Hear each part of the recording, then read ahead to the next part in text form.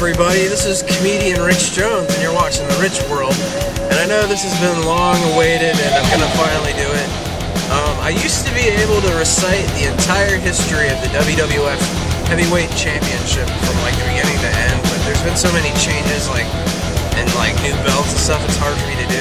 But I'm gonna do as much as I can, so you guys can see how big of a geek I am for wrestling. So alright, number 1, Nature Boy Buddy Rogers. And supposedly he defeated, I think it was Edward Carpante or Argentina Rock, I don't remember. It was like a fictional defeat, I think, in Rio de Janeiro, where all the fictional defeats are. And then he got defeated by Bruno Sammartino with a bear hug in like 48 seconds.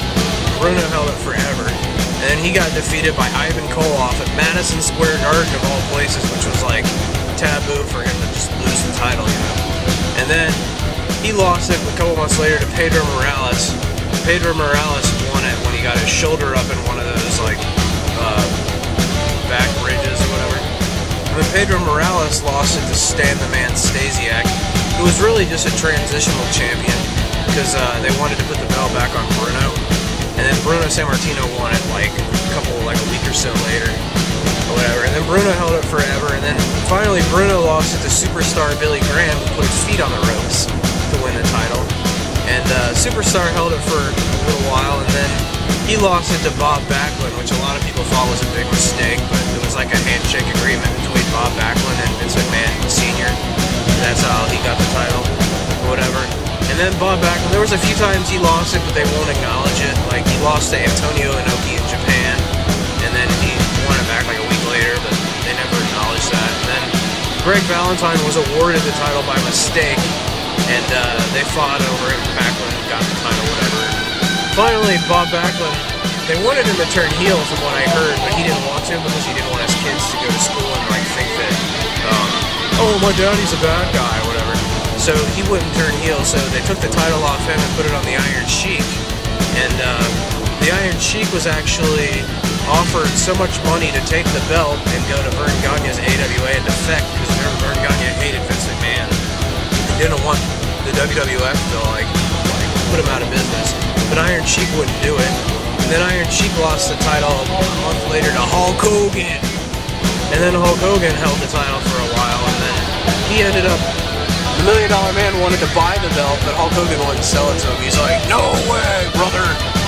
And then after that, $1 Million Man paid Andre the Giant to go out and get the title for him.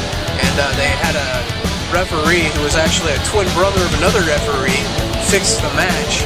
And they took the belt off Hogan with Andre. They counted fast, you know. And Hulk Hogan actually had his shoulder up, but they still counted, which kind of sucks.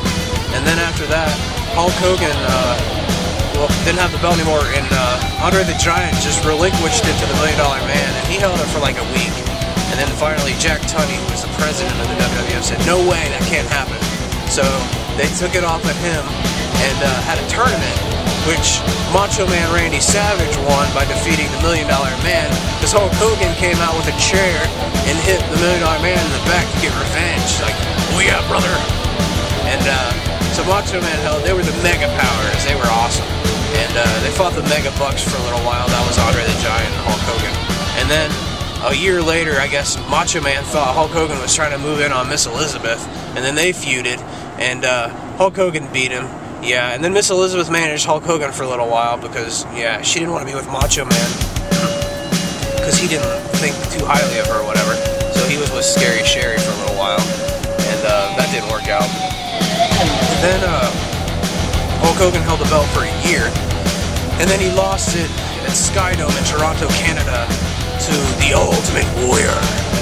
The Ultimate Warrior, he held the title for a while, and Hulk Hogan actually shook hands with him after the match, and they hugged, and it's like the passing of the torch.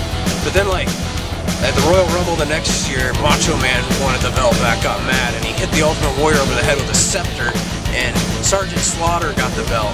And Sergeant Slaughter, he was doing his whole Iraqi thing, like, I'm gonna sympathize with Iraq during the Gulf War, and it's kind of a bad move on his part. I mean, he got a lot of money, but he had to wear a bulletproof vest forever, because people who don't know wrestling is scripted thought he was really an Iraqi sympathizer.